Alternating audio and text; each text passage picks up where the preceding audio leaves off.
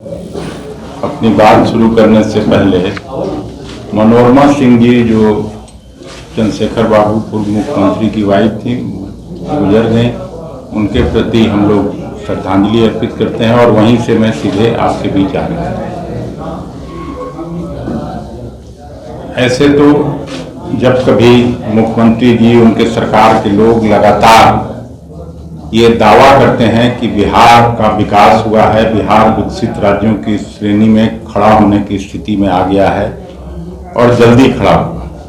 नीतीश जी का ये अंतिम साल है, 20 साल बाद जो स्थिति बनी है बिहार के विकास की, जो वास्तविक तस्वीर है, उसको लेके मैं आपसे इसको साझा करना चाहता हूं। जुलाई महीने में नीति आयोग जो भारत सरकार का ही संस्था है और वो हर राज्यों के विकास का आकलन करता है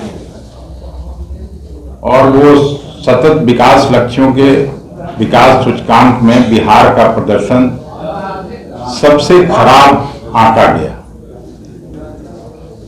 पूरे देश में 36 राज्य हैं, 28 बड़े राज्य और बाकी केंद्र शासित और छोटे राज्य। नॉर्थ ईस्टर्न स्टेट्स में छोटे छोटे राज्य हैं, लेकिन 36 राज्यों में विकास के मामले में 36वें स्थान पर बिहार को नीति आयोग ने रखा है। इसका मतलब साफ है कि बिहार में विकास की बात केवल सरकार के भाषण में, मुख्यमंत्री जी के भाषण में, प्रधानमंत्री जी के भाषण में है। वास्तविक तस्वीर है कि हम लोग लगातार पिछड़ते जा रहे हैं और ये बात इसलिए कह रहे हैं कि जो MPI है, गरीबी सूचकांक है, उसमें भी सबसे अधिक गरीब आबादी वाला राज्य यानी 26.59%, लगभग 26 से 27% गरीबी रेखा के नीचे रहने वाली जनता बिहार में गुजर बसर कर रही है। शिक्षा में जो कभी यहीं नालंदा हुआ करता था, हम लोग और सरकार के लोग या कोई भी बिहारी व्यक्ति के लिए गर्व की बात होती थी कि पूरे दुनिया से लोग पढ़ने आते थे नालंदा विश्वविद्यालय में। आज शिक्षा में सबसे पिछले स्थान पर हम लोग खड़े हैं और मतलब फिर 36 राज्यों में 36वें स्थान पर। ग्रामीण साक्षरता दर और भी खराब है, जो कि 43% ही है।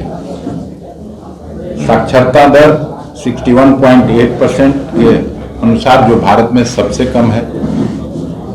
इंफ्रास्ट्रक्चर 94.7% स्कूलों में लड़कियों के लिए अलग से शौचालय नहीं है। और अगर आप लोगों को ठीक से याद होगा तो मोदी जी जब सत्ता में आए थे तो लाल किले के प्राचीर से पहले उन्होंने घोषणा किया था कि स्टूडेंट्स के लिए, छात्रों के लिए और छात्राओं के लिए अलग शौचालय निर्माण हम लोग पूरा करेंगे।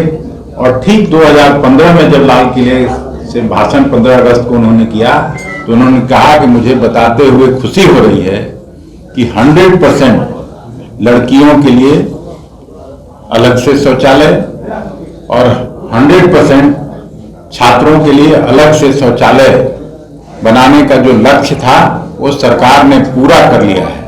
और उस समय के तत्कालीन शिक्षा मंत्री स्मृति ईरानी जी का ट्वीट आया, अभी भी आप लोग निकाल के देख सकते हैं, 4-5 बार ये आया था।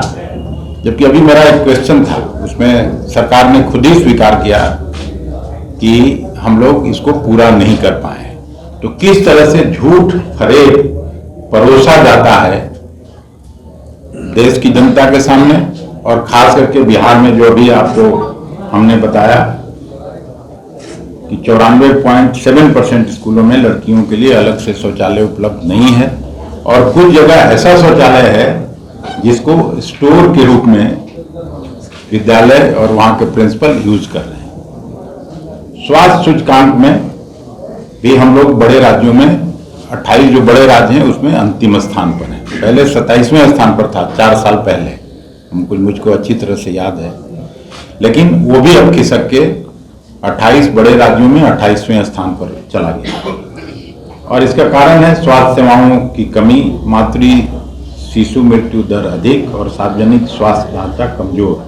डॉक्टर नहीं है, कहीं भी पीएचसी में चले जाइए, जिला अस्पताल में चले जाइए, यहाँ पटना में जरूर मिल जाएंगे लोग अपने प्राइवेट प्रैक्टिस में, लेकिन अस्पताल में कहीं डॉक्टर नहीं है। और WHO के मानकों के अनुसार प्रति 1000 की संख्या में डॉक्टर्स की संख्या आधी है। एम्बुलेंस, ओटी प्रशिक्षित कर्मचारी, वेंटिलेटर्स सभी तथा मानकों में हमारा राज्य पिछड़ती है। फिर जो ईज ऑफ डूइंग बिजनेस, व्यापार करने का है, उसमें भी हम लोग 26वें स्थान पर है।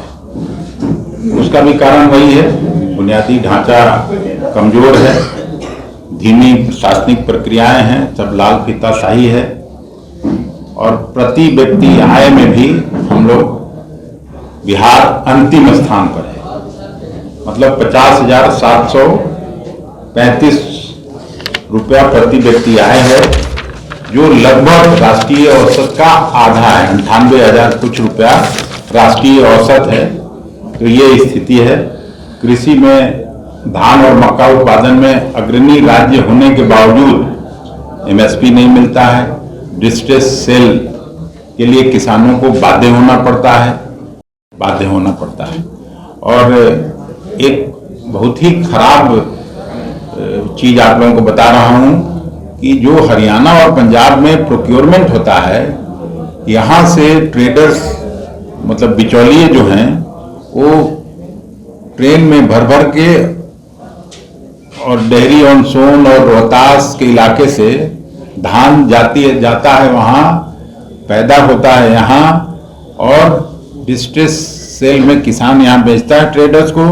जो पैसा किसानों के पॉकेट में जाना चाहिए था वो ट्रेडर्स और व्यापारियों के ये में जाता है। और दूसरा, पैदा होता है यहाँ, उसका प्रोक्योरमेंट जब वहाँ होगा तो दिखाता है कि नहीं, ये हरियाणा में पैदा हुआ, ये पंजाब के किसानों ने पैदा किया।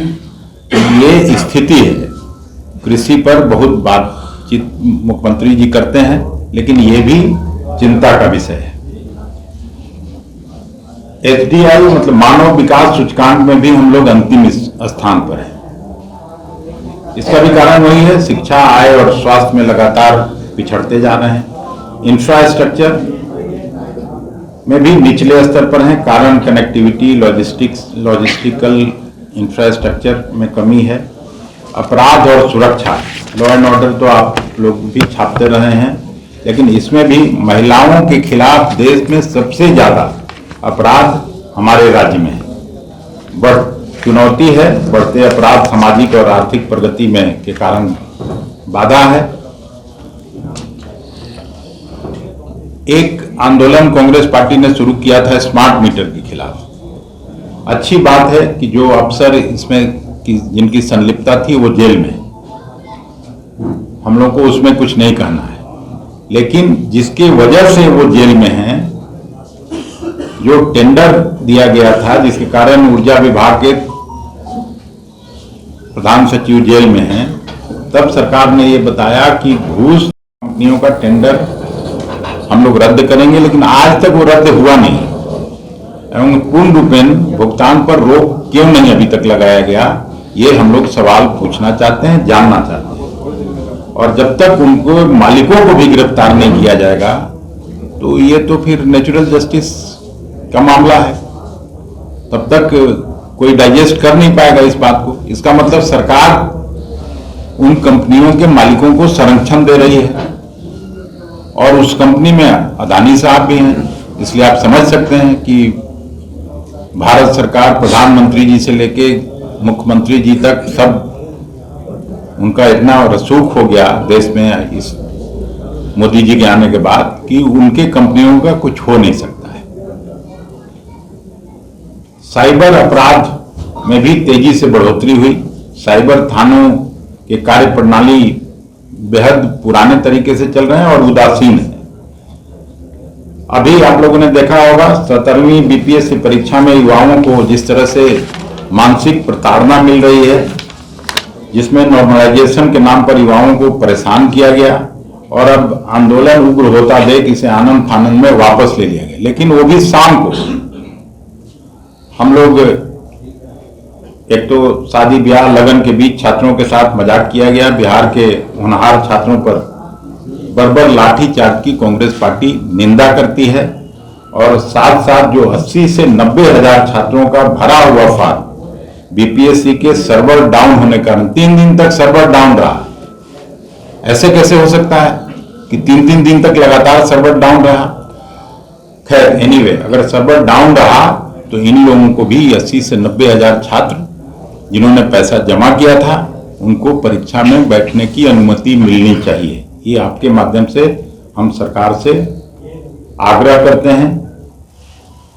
फिर नॉर्थ बिहार में आप सभी को मालूम है और कई बार मैं ये बात उठाता हूं कि यहां पे चीनी मिल बड़ी संख्या में थी और पहली पंचवर्षीय योजना, दूसरी पंचवर्षीय योजना में यही राज्य पूरे नेशनल एवरेज में 27% चीनी कंट्रीब्यूट करता था।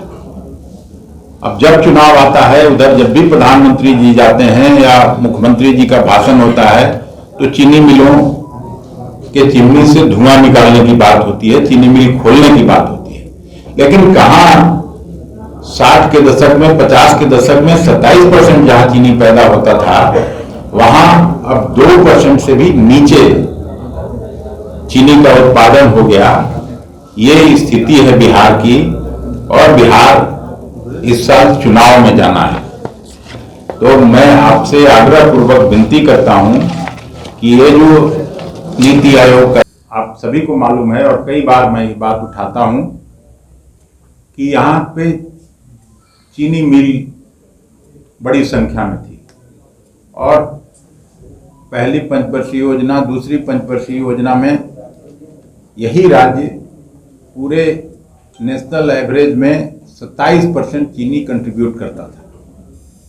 अब जब चुनाव आता है, उधर जब भी प्रधानमंत्री जी जाते हैं या मुख्यमंत्री जी का भाषण होता है तो चीनी मिलों के चिमनी से धुआं निकालने की बात होती है, चीनी मिल खोलने की बात होती है। लेकिन कहां 60 के दशक में, 50 के दशक में 27% जहां चीनी पैदा होता था, वहां अब 2% से भी नीचे चीनी का उत्पादन हो गया। ये स्थिति है बिहार की और बिहार इस साल चुनाव में जाना है। तो मैं आपसे आग्रह पूर्वक विनती करता हूं कि ये जो नीति आयोग का रिपोर्ट है उसको बिहार की जनता के साथ साझा करना चाहिए। बिहार की जनता को जानने का हक है कि क्या सच है और क्या झूठ है। ये सदाकत आश्रम और 24 अकबर रोड जो कांग्रेस का प्रधान कार्यालय दिल्ली में है, उस दफ्तर का कागज नहीं है। ये नीति आयोग के रिपोर्ट जो था उसको मैं आपसे साझा कर रहा हूं और जो वास्तविकता है विकास का, वो बिहार की जनता को जानने का हक है। तब जाके बिहार की जनता को न्याय मिल सकता है। यही रिपोर्ट साझा करने के लिए मैं आप सभी साथियों को यहाँ पर,